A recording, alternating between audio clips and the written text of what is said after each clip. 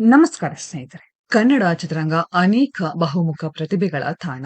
ನಟನಾಗಿ, ಖಳನಾಯಕನಾಗಿ, ಹಾಸ್ಯ ನಟನಾಗಿ ಹೀಗೆ ಬಹುತೇಕ ಪಾತ್ರಗಳ ಮೂಲಕ ಅನೇಕ ಕಲಾವಿದರು ಅವಿಸ್ಮರಣೀಯರಾಗಿದ್ದಾರೆ. ಆರಂಭದಲ್ಲಿ ಖಳನಾಯಕನಾಗಿ ಚಿತ್ರರಂಗ ಪ್ರವೇಶಿಸಿ ಅಭಿಮಾನಿಗಳ ಮನಗೆದ್ದ ಹಲವು ನಟರು ನಂತರ ಹೀರೋಗಳಾಗಿ, ನಟರಾಗಿ ಮಿಂಚಿದ್ದಾರೆ. ಈ ಪೈಕಿ ಕೆಲವರು ಸ್ಟಾರ್ ನಾಯಕರಾಗಿ ಸಿಕ್ಕಾಪಟ್ಟೆ ಜನಪ್ರಿಯತೆ ಗಳಿಸಿದ್ದಾರೆ. ಅಂತಹ ನಟರ ಪಟ್ಟಿ ಇಲ್ಲಿದೆ ನೋಡಿ. ಮೊದಲನೆಯದಾಗಿ ಅಂಬರೀಷ್.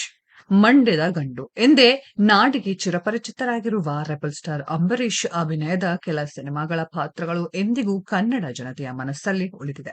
ಅಂಬರೀಷ್ ಅವರು ಪುಟ್ಟಣ್ಣ ಕಣಗಾಲ್ ನಿರ್ದೇಶನದ ನಾಗರಹಾವು ಸಿನಿಮಾದಲ್ಲಿ ಖಳನಾಯಕನಾಗಿ ಅಭಿನಯಿಸಿದ್ದರು. ಈ ಚಿತ್ರದಲ್ಲಿ ನಾಯಕಿಯನ್ನ ಚುಡಾಯಿಸುವ ಜಲೀಲಾ ಎಂಬ ಯುವಕನ ಪಾತ್ರದಲ್ಲಿ ಅಂಬರೀಷ್ ಮಿಂಚಿದ್ದರು. ಹೇ ಬುಲ್ಬುಲ್ ಮಾತಾಡಕ್ಕಿಲ್ವಾ ಎಂದು ಅಂಬಿ ಹೇಳಿದ ಡೈಲಾಗ್ ಈಗಲೂ ಎವರ್ಗ್ರೀನ್ ಆಗಿಯೇ ಉಳಿದುಕೊಂಡಿದೆ. ಆನಂತರ ಕೆಲ ಸಿನಿಮಾಗಳಲ್ಲಿ ನೆಗೆಟಿವ್ ರೋಲ್ ಮಾಡಿದ ಅಂಬಿ ನಂತರ ಚಂದನವನದ ಸ್ಟಾರ್ ನಟನಾಗಿ ಮಿಂಚಿದ್ದರು. ದರ್ಶನ್ ಪ್ರೊಡಕ್ಷನ್, ಲೈಟ್ ಬಾಯ್, ಧಾರಾವಾಹಿ, ಜಾಹೀರಾತು, ಕಾರ್ಟೂನ್ ಚಿತ್ರಗಳಿಗೆ ಡಬ್ಬಿಂಗ್ ಹೀಗೆ ಕಷ್ಟಪಡ್ತಿದ್ದ challenging star Darshan S Narayan ಅವರ ಕೃಪೆಯಿಂದ ಧಾರಾವಾಹಿಯಲ್ಲಿ ನಟಿಸುವ ಅವಕಾಶ ಪಡೆದುಕೊಂಡ್ರು. ಆನಂತರ ಅವರದೇ ನಿರ್ದೇಶನದ ಮಹಾಭಾರತ ಎಂಬ ಸಿನಿಮಾ ಮೂಲಕ ಚಂದನವನ ಪ್ರವೇಶಿಸಿದರು.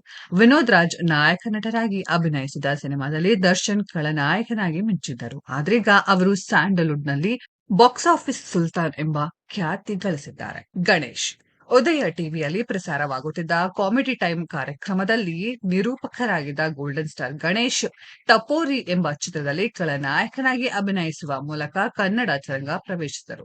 ಬಳಿಕ ಕೆಲ ಸಿನಿಮಾಗಳಲ್ಲಿ ಚಿಕ್ಕ ಪಾತ್ರ ನಿರ್ವಹಿಸಿದ ಗಣೇಶ್ ಚಲ್ಲಾಟ ಚಿತ್ರದ ಮೂಲಕ ನಾಯಕನಾಗಿ ಸಿನಿ ಜರ್ನಿ ಆರಂಭಿಸಿದರು.